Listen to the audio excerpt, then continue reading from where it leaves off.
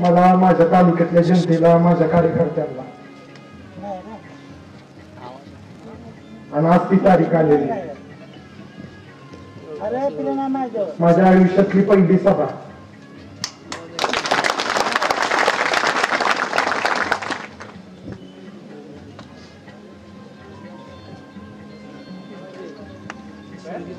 मनामध्ये विचारांचा समुद्र शांत नाहीये. फार विचार चालू आहेत मनात, पण एक गोष्टीचा निर्धार कायम पक्का आहे की ह्या तालुक्याचा विकास,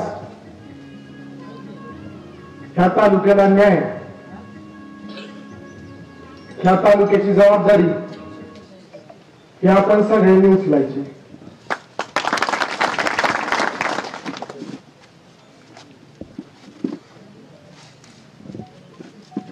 आणि हे सगळं करायसाठी म्हणून मी हा गोंधळ मांडलाय.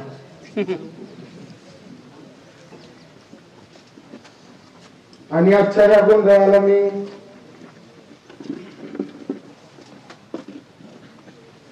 रांजणीच्या देवाला बोलवतो, रुईच्या मसोबाला बोलवतो. त्या गोंधळाला मी शिराळच्या शरीला बोलवतो, अकोल्याच्या गणपतीला बोलवतो, नारायण चिंचोलीच्या विष्णूला बोलवतो, कनकंबा देवीला बोलवतो, ढवळसच्या देवीला बोलवतो आणि नतमस्तक होतो. मी आरणच्या चौथा माळ्यापुढे नतमस्तक होतो.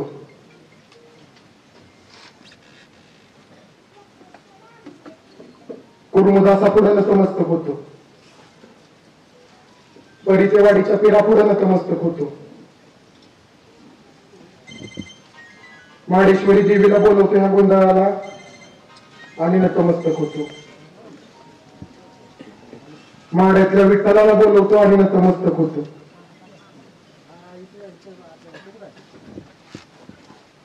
आणि ह्या गावच्या अन्नपूर्णा देवीला बोलवतो आणि नतमस्तक होतो.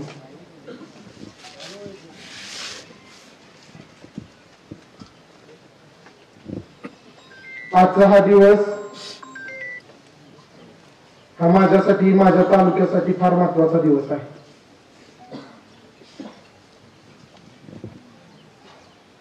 पुढचं काम करताना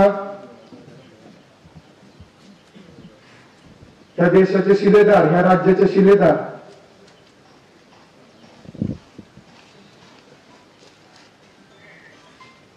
छत्रपती संभाजी महाराज, छत्रपती शिवाजी महाराज त्यांना मानाचा मुजरा करतो. शाहू फुले आंबेडकरांना विनम्र अभिवादन करतो. राज्यात जेवढे थोर विचारवंत होऊन गेले त्या सगळ्यांना मी अभिवादन करतो. 26/11 शहीद झालेल्या राहुल शिंदेला देखील श्रद्धांजली अर्पण करतो.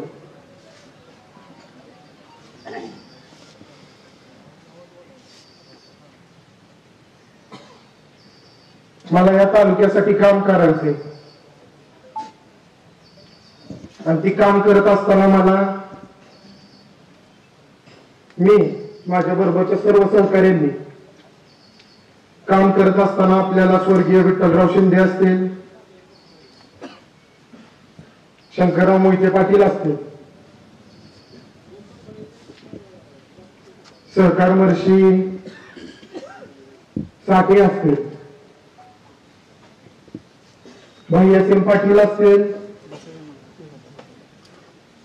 स्वर्गीय सुधाकर पंत परिचारक असतील, बालकी राणा असतील, राजाराम बापू असतील, या सगळ्यांचं कार्य आपल्याला डोळ्यापुढे ठेवून भविष्यात वाटचाल करावं लागणार आहे.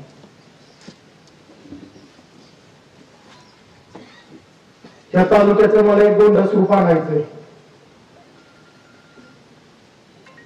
आता बरीच जण बाहेर गावून आले. मी कधीच म्हणणार नाही की माझ्यासाठी 42 गावं वेगळी, 14 गावं वेगळी, हे माझ्यासाठी हे राजकारण कधीच मी करत नाही. माझ्यासाठी हा सगळा तालुका माढा तालुका आहे. मी कधीच म्हणणार नाही ती 42 वेगळी, ती 14 वेगळी, ही माढा वेगळा आहे. माझ्यासाठी हा सगळा तालुका एकच माढा तालुका म्हणून असणार आहे.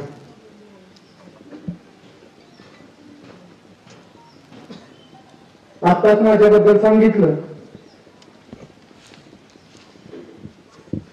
माझं वय लहान आहे, पण माझा निर्धार मोठा आहे. माझं वय लहान आहे, पण ह्या तालुक्यासाठी विचार केलेत मोठे. माझं वय लहान आहे, पण माझी ह्या तालुक्यासाठी स्वप्न मोठी येते. माझं वय लहान आहे, पण मी तुमच्यावर टाकलेला विश्वास फार मोठा आहे.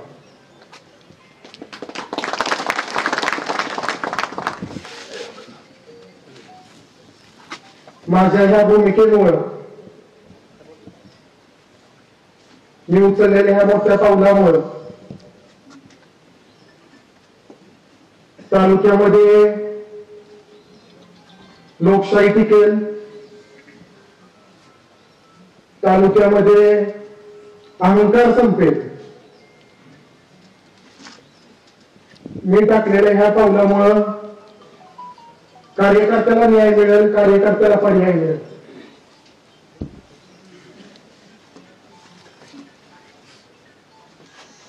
ह्या निवडणुकीला सामोरे जाताना माझे काही विचार आहेत.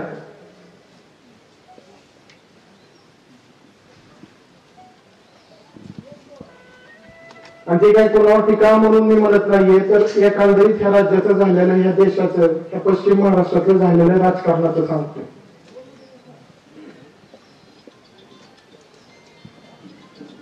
की आजपर्यंत राजकारण झालं काय,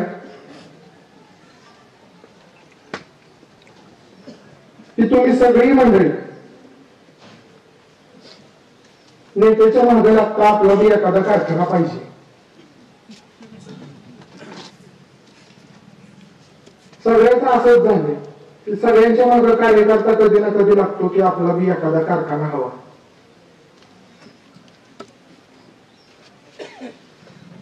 कार्यकर्त्याचा कमवलेला असतो विचारांवरती वेळ देऊन कामं करून, आणि कुठंतरी पैशाची तडजोड लावायसाठी, कुठंतरी पैसे उभा करायच्या नादात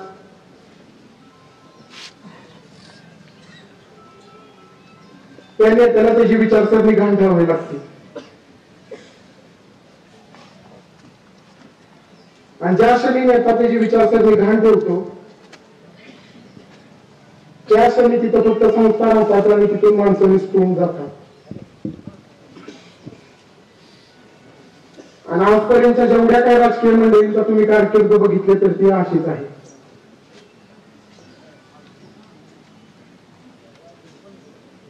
भावकेनानांनी, स्वर्गीय भावकेनानांनी फडणवीसला अडवलं एक मराठा लाख मराठाच्या मोर्चात. नाना आणि तिथून पुढे फडणवीसने भावकेनानांचं राजकारण अडचणीत आणलं.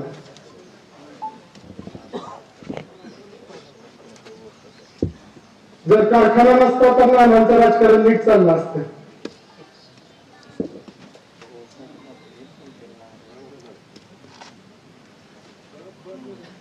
अभिजित पाटलाला देखील कारखाना नसता तर भाजपच्या स्टेजवर जायची वेळ आली नसती. आणि माझ्या कुटुंबाला देखील कारखाने नसते, एवढे कारखाने नसते तर शेतकऱ्याच्या नावावर कर्ज काढायची वेळ आली नसती.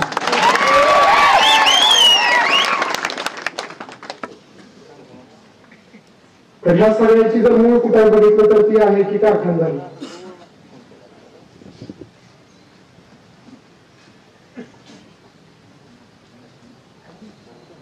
माढा तालुक्यात 6 कारखाने आहेत. किती? 6.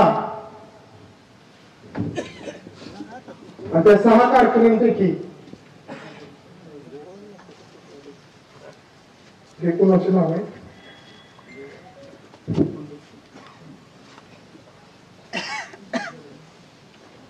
रोडवरती गाड्या बऱ्याच जणांच्या लागलेत, वळण थांबले.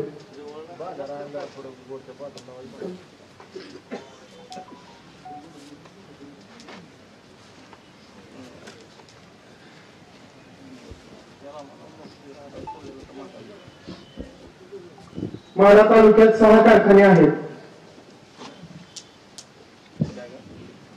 आणि त्या 6 कारखान्यांपैकी एकही कारखानदार साहेबाबरोबर नाही. विचार करण्यासारखी गोष्ट आहे. किती कारखाने?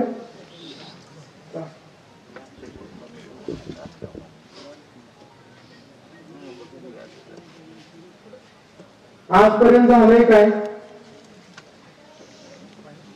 की कारखानदार काम करत नाही, का तर ऊस निघतोय की, आणि काम करणाऱ्याला तुम्ही मत देत नव्हता का तर ऊस नेत नाही की. हे आजपर्यंत झालेलं राजकारण, हे आजपर्यंत झालेलं राजकारण होत. तुम्ही जर बारकाईने बघितलं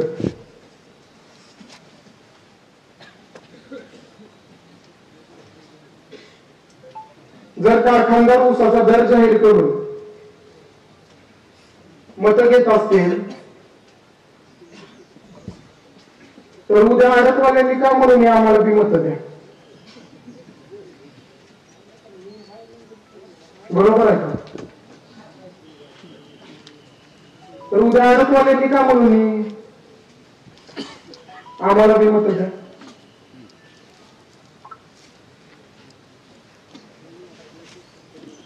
इंग्रज या देशामध्ये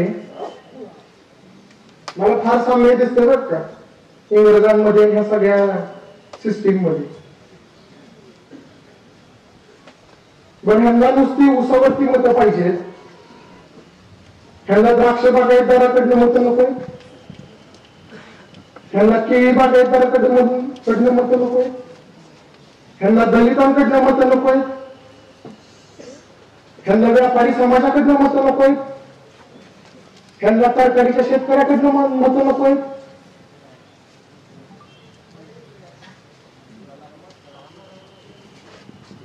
मला यांच्या पूर्ण साखळीमध्ये फार साम्य दिसतं इंग्रजांमध्ये आणि ह्यांच्यामध्ये.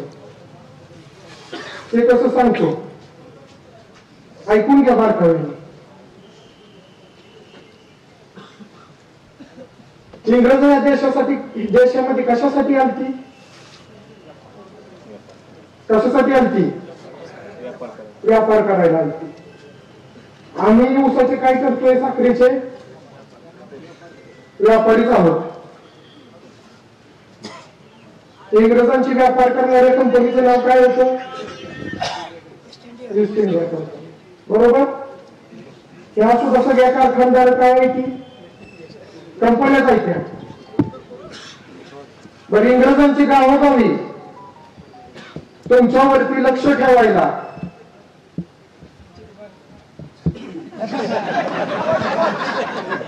इंग्रजांची गावोगावी तुमच्यावरती लक्ष ठेवायला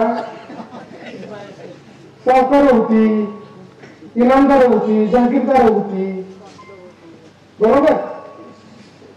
आताही तुमच्यावर लक्ष ठेवायला चिडबाय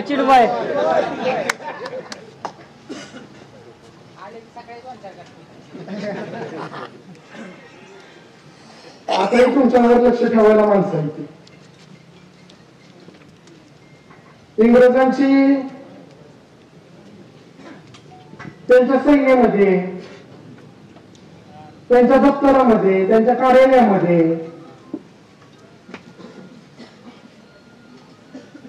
80% भारतीयच होती. 20% फक्त गोरी लोक आली. तशी ह्यांच्याही कार्यालयामध्ये दप्तरामध्ये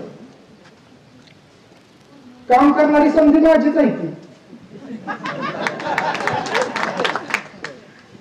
काम करण्याची संधी माझीच आहे ती. पण नाही इलाज म्हणून गुंतले ते.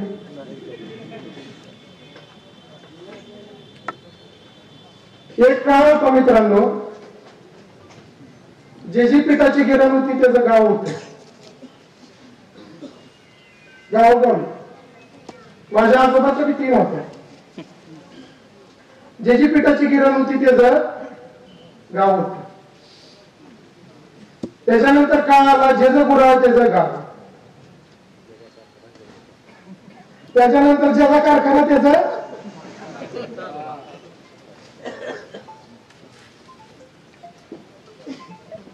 पण आता काळ बदलला. साहेबांना आम्हाला नवीन खासदार असतील जगदीश दादा, हे आमच्या सगळ्यांना जिल्ह्यामध्ये नवीन परिवर्तन घडवायचंय.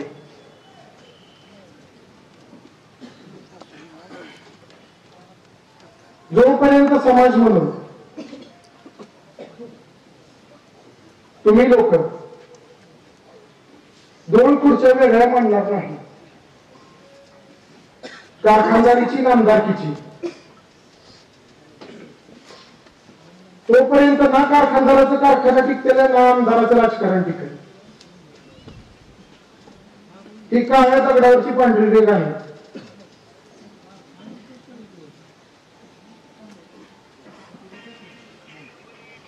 आपल्याला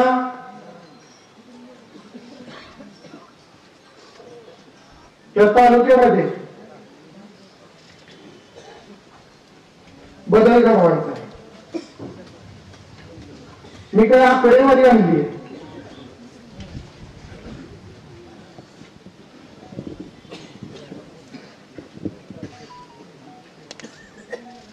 माढा तालुक्यात झालेली कामं, माळशिरस तालुक्यात झालेली कामं, बार्शी तालुक्यात झालेल्या कामांची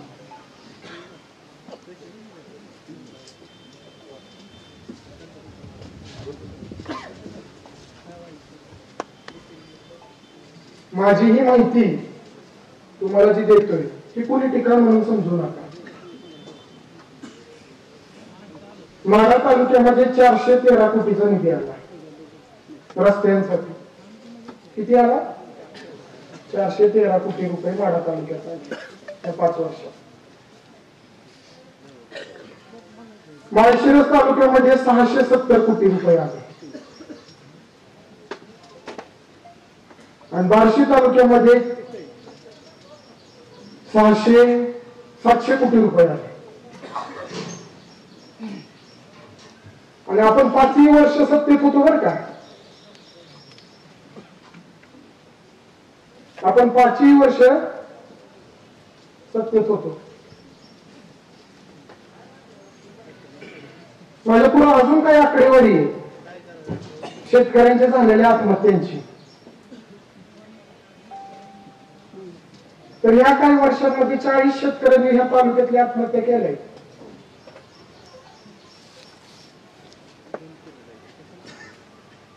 ही विचार करण्यासारखी गोष्ट आहे.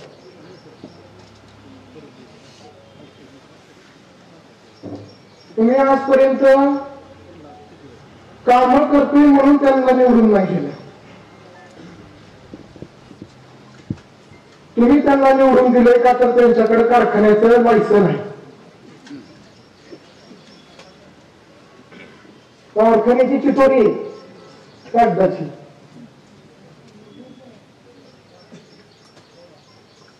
येणाऱ्या काळामध्ये सांगतो तुम्हाला, विधानसभेमध्ये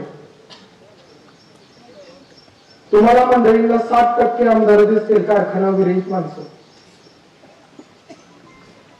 आणि कारखानदार दिसलेली राजकारण विरहित माणसं. ही या देशाचं ही या राज्याचं भविष्य आहे.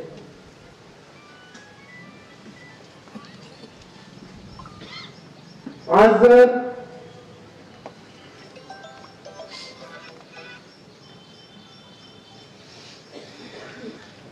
तुम्ही बारकाईने विचार केला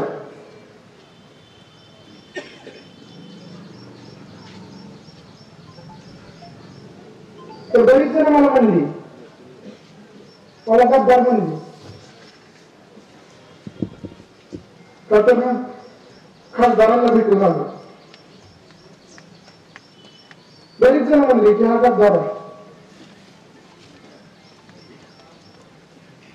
कदाचित हे विसरून जात आहेत आपला सगळा इतिहास.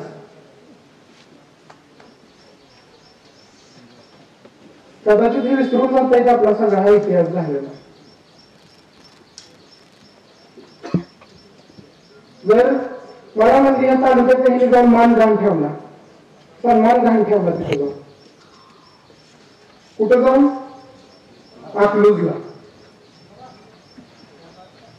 अहो हाच तालुका त्यांना 70,000 निवडून देतोय, मी जाण्याने कसा सन्मान घाण ठेवला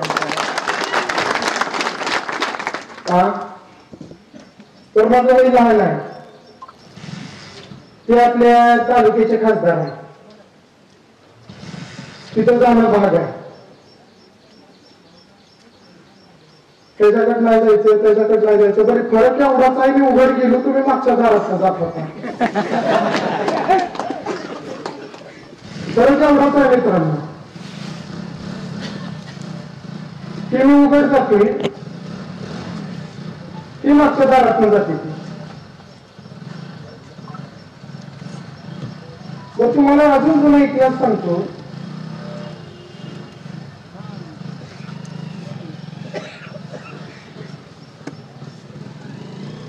माझ्या आजोबांना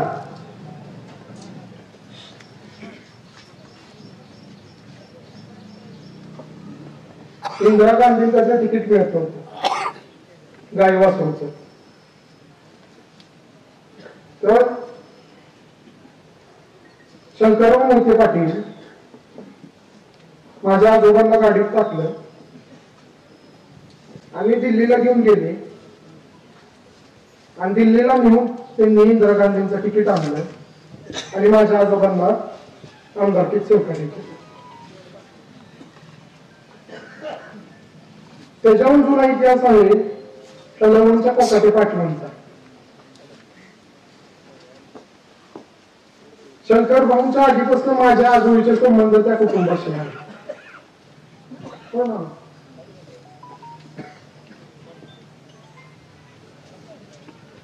लवंगचे कोकाटे पाटील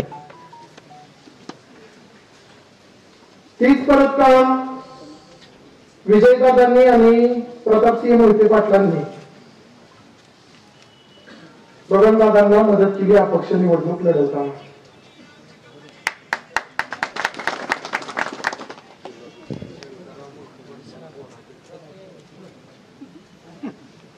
कोकाटे पाटलांनी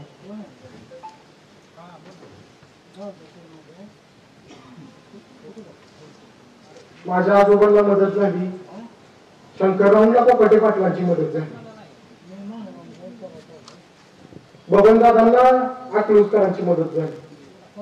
मग मी तिथं वेगळं काय केलंय जाऊन? बरोबर आहे का?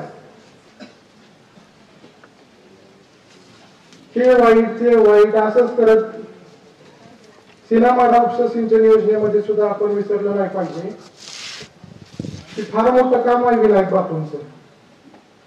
तालुक्याने विसरलं नाही पाहिजे.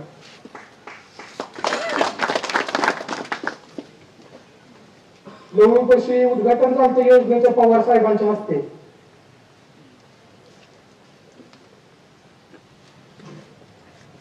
हे तालुक्याने विसरलं नाही पाहिजे. तेवढंच मोठं काम भाई एस एम पाटलांचं या तालुक्यासाठी.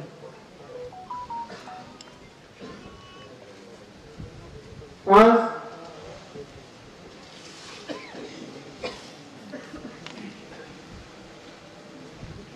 तुम्ही जर बारकाईने विचार केला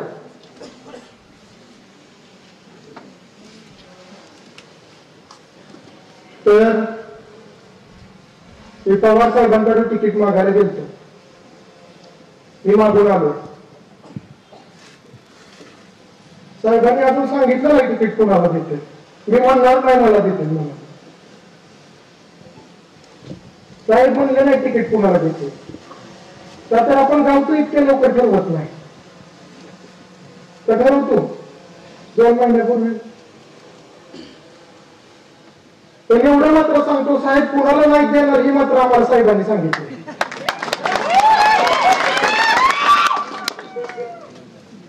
कुणाला देते नाही सांगितलं, पण कुणाला नाही देणार ही मात्र आमच्या सगळ्यांना सांगितलं.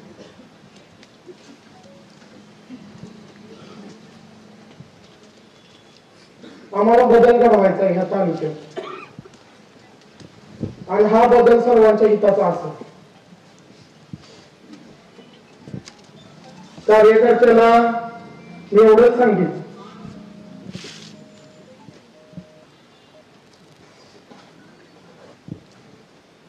की काही चुका निश्चित झाल्या आमच्या घराकडून,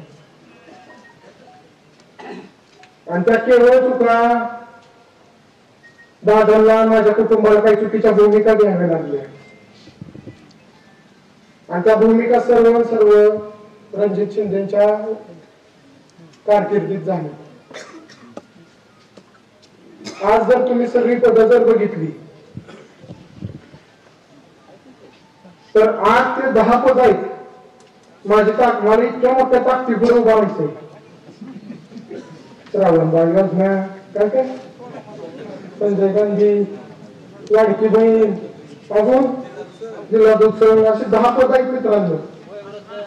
वयोवृद्ध, शालेय व्यवस्थापन समिती, 18 पद आहे ती.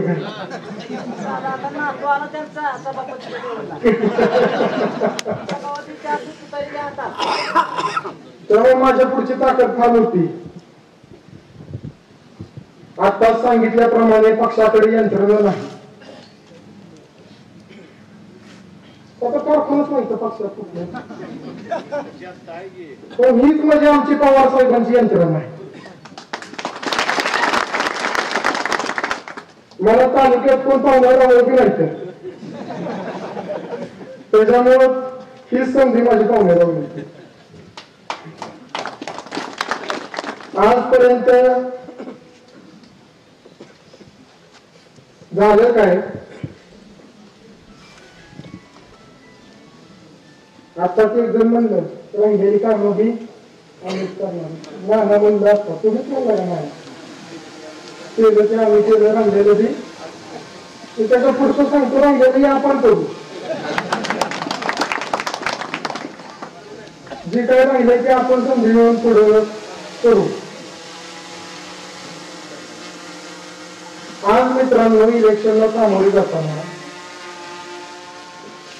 आपल्याला 30 वर्षाचा विकास सांगावा लागतोय, आणि तेव्हा एक इलेक्शन पार पडतंय. विचार करण्यासारखी गोष्ट आहे.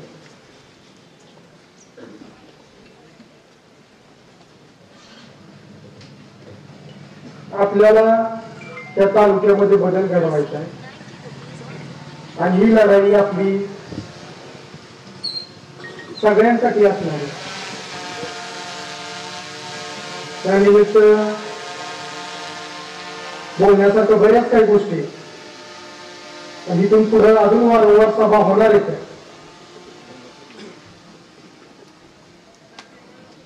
प्रत्येक जिल्हा परिषद घरात एक सभा घ्यायचं नियोजित आहे, आणि त्याच्यामुळे ही पहिली सभा आपण पूर्व भागातून मानेगावातून सुरुवात केली. आज तुम्ही सगळ्या मंडळींनी, आपल्याला सगळ्यांना फार मोठं आव्हान आहे. तुतारीचं तिकीट मिळलं तरी का, तर बरीच जण तुतारीचा शलकाट पांघरून आता हिंडते ती, आम्ही बी तुतारीचं साव म्हणते ती, पण भाषणात साहेबाचा उल्लेख सुद्धा करत नाही ती. भाषणात पवार साहेबांचा उल्लेख सुद्धा करत नाही. त्या सगळ्यांना राजकारण आपापले कारखाने वाचवायला आपापल्या केसेस पडले तर ह्यांच्यावरती, त्यांना जनतेसाठी राजकारण करायला वेळ नाही. ही संधी कोण आहे ती? ही सगळी आमचीच आहे की घेऊ तर मी विरोधक आणून बाहेरच्या आणून बसवली ती माझ्या भाऊपासनाची माणसं आहे ती सगळी तालुक्यातलं जी लीड गेलंय ही सगळ्यात जपानीच तर दिलेलं आहे आपल्या कुठे असते ही संधी आहे बापू कुठलं कधीच नाही तुम्ही आमच्या घरात तुम्ही कुठलं 3 पिढ्या पंचायत समिती सदस्य बापू कुठे ही 3-3, 4-4 पिढीची माणसं आहे ती आमची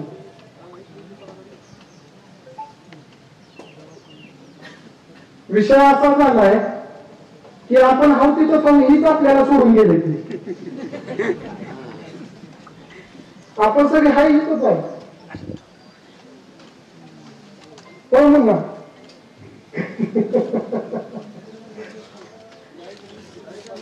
आम्हालाच हे सोडून काही जण निघून गेले ते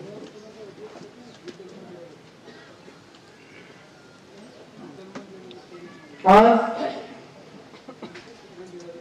आमची काही दिवसांपूर्वी माढ्यामध्ये बैठक झाली त्याचे फोटो तुम्ही बघितले असते त्या मीटिंग मध्ये आमच्या बऱ्याच चांगल्या मुद्द्यांवरती चर्चा झाल्या पक्षवाढी संदर्भात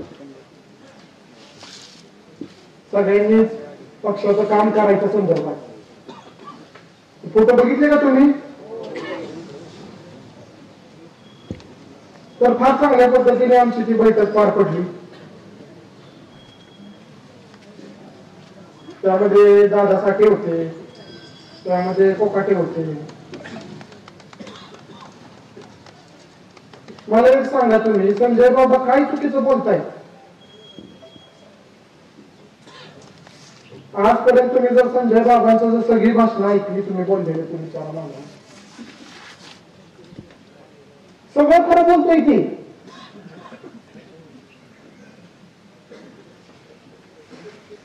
सगळं खरं बोलतोय त्याचं काही चुकत नाहीये शिवरामाची कुठली भूमिका चुकली स्वाभिमानी माणसं त्या गटात राहिली नाही आजपर्यंत तुम्ही बारकाईने जर विचार केला सगळ्यांनी त्या गटाचं झालंय काय तर तुम्हाला दिसून येईल की द्राक्ष बागायतदार सगळ्या विरोधात गेलाय तालुक्यातला कापशेवाडीची सभा आठवा गेलता का तुम्ही बरोबर द्राक्ष बागायतदार नाना समजा विरोधात आहे तालुक्यातली वकील संघटना ठराव घेतली विरोधात काम करायचं तालुक्यातली शिक्षक सगळी विरोधात काम करतायत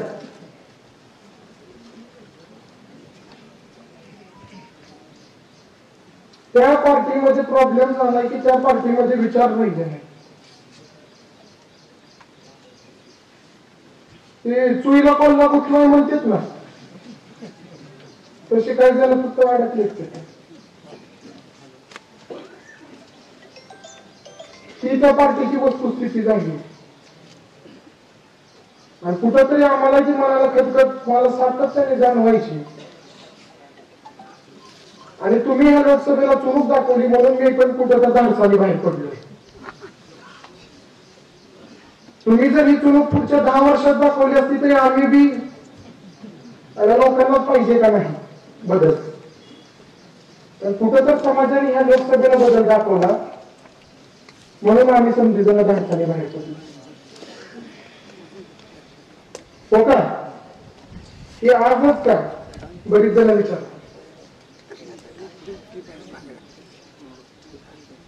दोन भावाभावांची जर भांडणं लागली दोन बहीण नवरा बायकोची लागली तर पहिल्याच भांडणात व्हायला राहते की का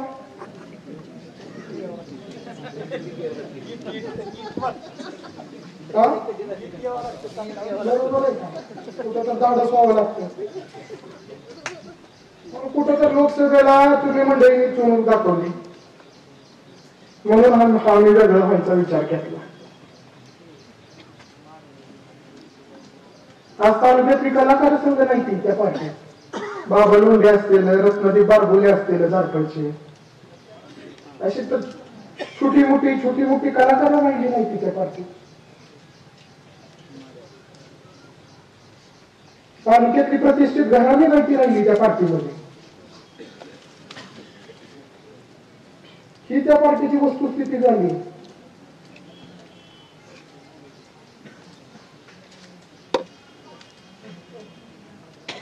ज्या पवार साहेबांच्या पक्षात आज आम्हाला सर्वात उच्चांक स्थान होतं, आज तिथं आम्हाला वेळा मिळत नाही जायला.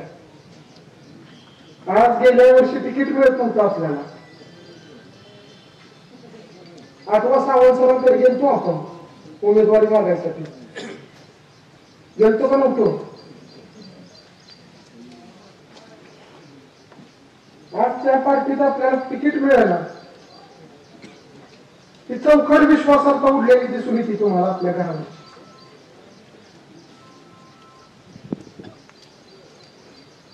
बदल हा आटा आहे आणि आपण सगळेजण त्याचे वाहक आहोत. मी ह्या निमित्त एवढंच बोलतो, एवढीच ग्वाही देतो की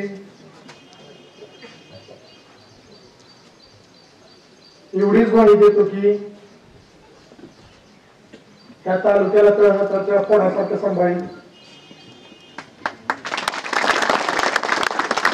मला तुमच्या साथीची गरज आहे, मला तुमच्या मार्गदर्शनाची गरज आहे, मला तुमच्या आशीर्वादाची गरज आहे.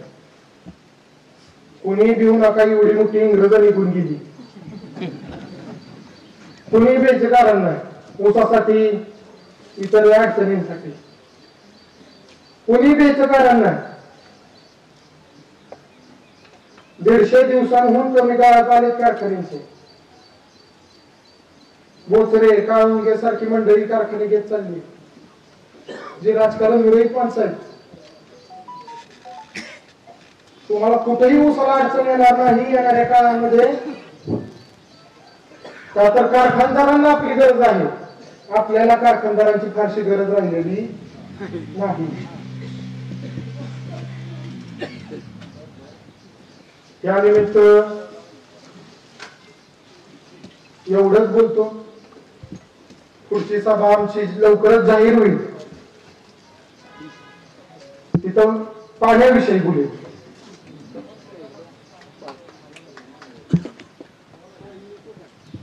तुम्हाला सांगतो, सीनामाडा उपसा सिंचन योजनेचा मी मगाशी उल्लेख केला. मूळ गावात भिजतायत किती तुम्ही मोजलीत कधी? प्रत्यक्षात भिजतायत किती? 13 वर्षात मूळ गावं भिजतायत किती? ज्यांना नीट सगळ्या पाया मिळतात अशी भिजणारी गावं कधी मोजलीत तुम्ही किती? चला माझ्यावर मोजा. पिंपळणे, शिरशिंग, तांबे, सापटणे, वेलेगाव, पालवण, कनेरगाव, निमगाव. पालवण घेतलं का? वेलेगाव घेतलं का? घेतलं. कोरड, उजनी, लवणचा काय शिवाय आणि कुर्डूचा काय शिवाय. पिंपळनेर मोजलं की लय झालं. 15 खेड्यांना 30 वर्षात पाणी दिलंय आपण. बाकीकडे सारे त्यांनी काही आणलेले.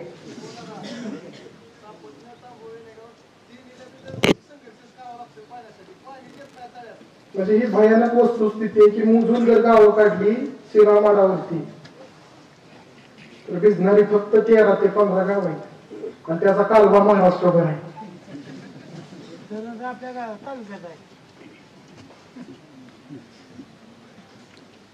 बघितली का तू?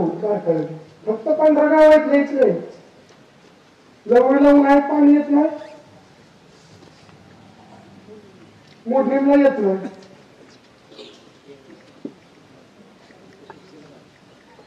भेंडे काय तरी 12 मोजलेली 15 गावं. आगावर भेंड घेऊन 15 धरा.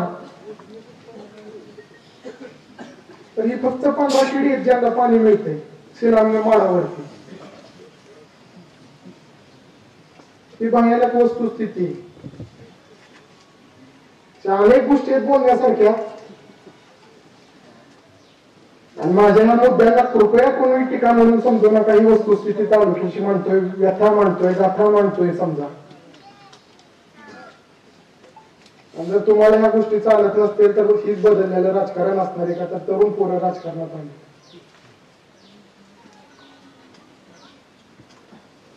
त्यानिमित्त एवढंच बोलतो. बरीच जण अजून मंडळी बोलायला उत्सुक आहेत. मी लवकर बोललो केवळ पावसाचे दिवस आहेत म्हणून लवकर बोललो. तुम्ही सगळी एवढ्या लांब आला मालेगावला, ह्याच्या मागचा उद्देश एकच होता की इकडेची काय परिस्थिती आहे ती आपल्या सगळ्यांना दिसावी. त्या उद्देशाने इथं आपण आलोय. तुम्ही झालेली कामं बघा. इंदापूर तालुक्यामध्ये भरणे मामाने एक हाती सत्ता होती का मामाची 30 वर्ष, तरी इंदापूर शहर बघा. तुम्ही सांगोल्यामध्ये शहाजी बापूंनी आणलेला निधी बघा. बार्शीमध्ये राजाभाऊ राऊतने आणलेली कामं बघा. त्या 5-6 वर्षातच झाले. आणि इथं एक हाती सत्ता असून आपलं एक खेड नाही, एक गाव नाही, एक शहर नाही, इंदापूर सारखं.